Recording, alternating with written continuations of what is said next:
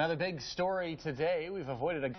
We are a ways off from getting a budget set in Washington.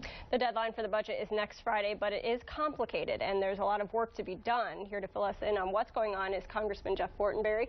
Thanks for being here. Hi, good afternoon. Good to see you. Thank you. We know you just got in from Washington, so we appreciate you being here. Absolutely. The deadline is coming on September 30th. Yes. To pass a spending measure. What needs to be done? Well, there's a feverish debate going on in Congress.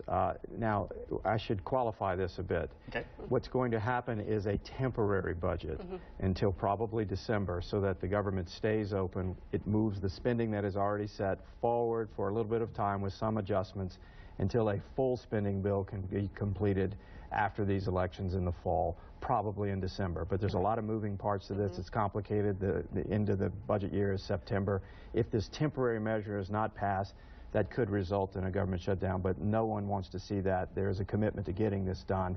It's just a lot of tinkering going on and some other extraneous materials, debates going on about water bills, Zika funding, and the rest that are complicating this. What do you think the biggest obstacle is? Is it the actual issues, or is it an argument with core values? What do you think the biggest obstacle is to not getting this done yet? All the above. The argument over core values gets manifested in issues that become a proxy for the philosophical divides, to be frank with you.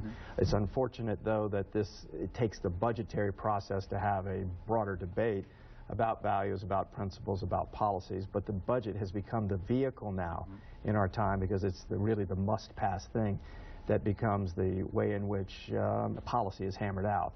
I serve on the Appropriations Committee. Ordinarily, what ought to happen is the President proposes a budget, the House and Senate can take it, which we never do, make our own, reconcile that, then we walk through a process dividing the government up into 12 chunks so that people can see actually what's going on in 12 appropriations bills.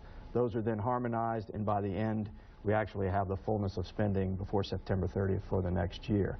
But because all of this is jammed up due to big divisive differences, it comes down to the end of the year moment in which all this is figured out. Now, it doesn't mean that we just do the same things. All of this work that's been done lays down the markers for even the temporary budget consideration, but this isn't the best way to govern. So September 30th, it just needs to be a short-term spending bill. A short-term spending bill will be passed probably until December. Then we'll do this again. Tied into that a little bit, but also switching gears a little bit, today we found out the news that Blue Cross Blue Shield has decided to drop out of the Affordable Care Act for personal insurers. About 20,000 Nebraskans are going to have to find new insurance. I know that all kind of ties together a little bit, but what's your reaction to that? Well, it does tie together in the sense that we need a new architecture for health care policy in this country. This bill, which is called the Affordable Care Act, which was foisted on America through an 11th hour agreement, was riddled with problems.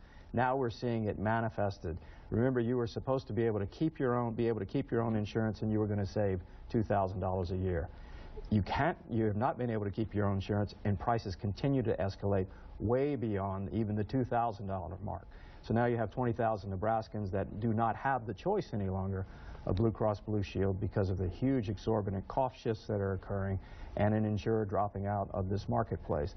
Whoever runs the next administration has to commit to getting with Congress to create the new type of health care reform that protects vulnerable persons, brings innovation to the marketplace, and improves health care outcomes. We can do this, but there has to be the political will to do so. Absolutely. Congressman Fortenberry, thank you so much for stopping by. Pleasure to see you. Thank you.